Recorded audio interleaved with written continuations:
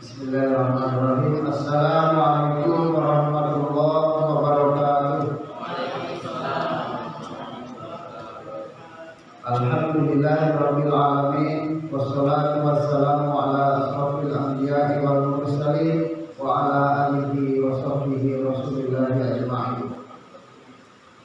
Pertama-tama marilah kita panjatkan puji syukur kehadirat Allah Subhanahu wa taala, di mana sampai dengan detik-detik terakhir kalau kata Ustaz Umar bin tadi in time, kita masih diberikan kenikmatan, nikmat sehat, nikmat kesehatan, nikmat iman, sehingga kita dapat melangkahkan kaki kita menuju rumah Allah ini dalam rangka melaksanakan kewajiban kita sholat isya, dan insya Allah akan kita lanjutkan dengan sholat tarawih. Mudah-mudahan malam ini adalah malam Lailatul Qadar. Kita akan mendapatkan keberkahan malam Lailatul Qadar yang nilainya lebih baik dari 1000 bulan. Bukan sama dengan 1000 bulan, tapi lebih baik dari 1000 bulan. Salawat dan salam semoga tercurah kepada baginda Nabi besar Muhammad Sallallahu Alaihi Wasallam. Semoga dengan membaca sering kita mengucapkan sholawat, kita termasuk umat beliau yang akan mendapatkan syafaat nanti di yaumil kiamat. Allahumma amin.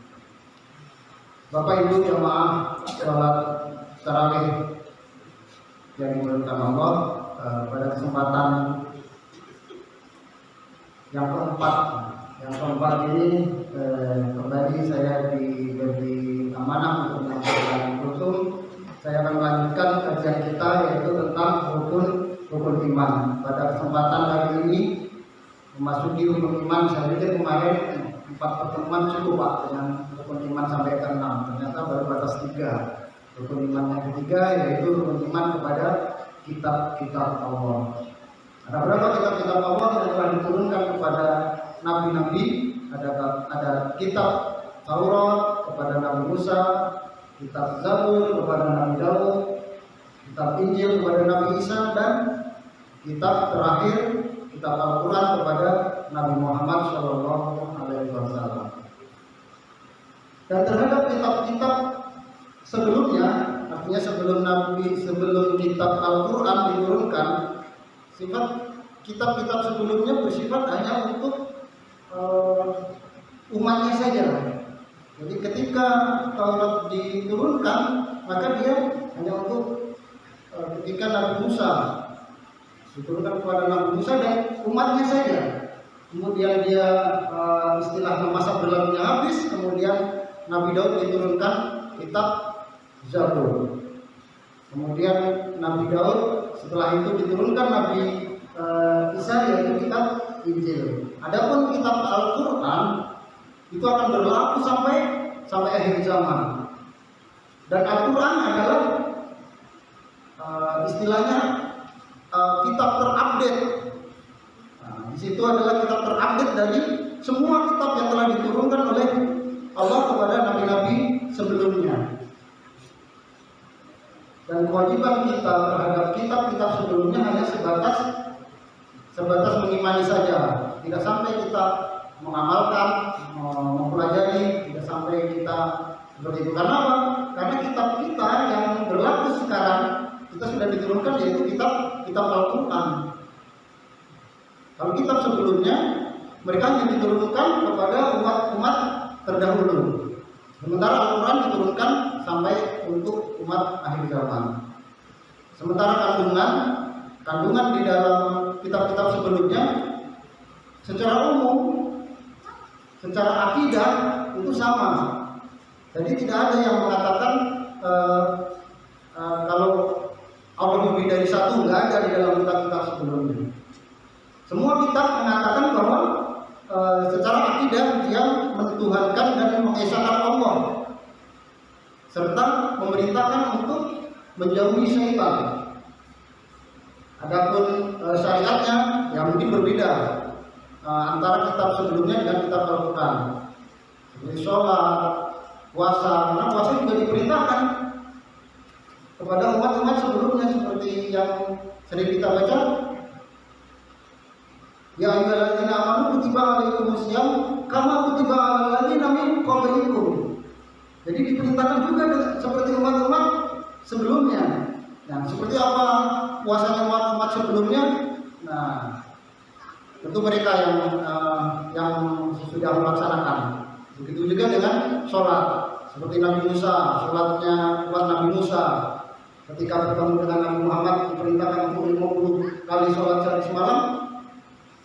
Umatmu tidak akan kuat. Umatmu saja yang kuat, yang badannya kuat-kuat tidak mampu sholat 50 kali sehari semalam.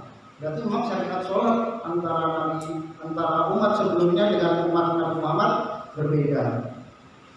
Dan yang kita kerjakan adalah sholat sebagaimana yang sholatnya Rasulullah, bukan sholatnya orang-orang terdahulu.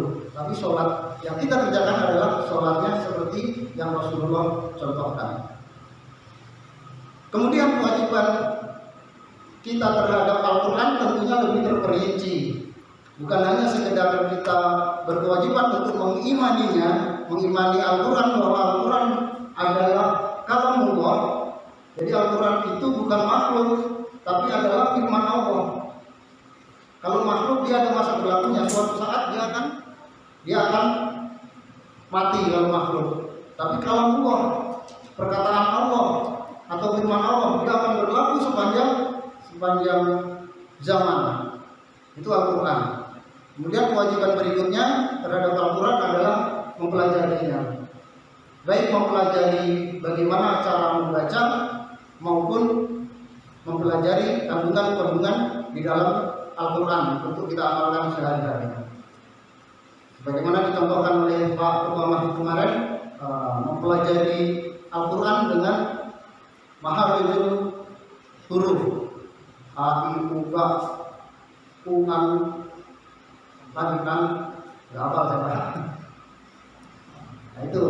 Dan kita belajar Al-Quran, membacanya itu mendapat pahala.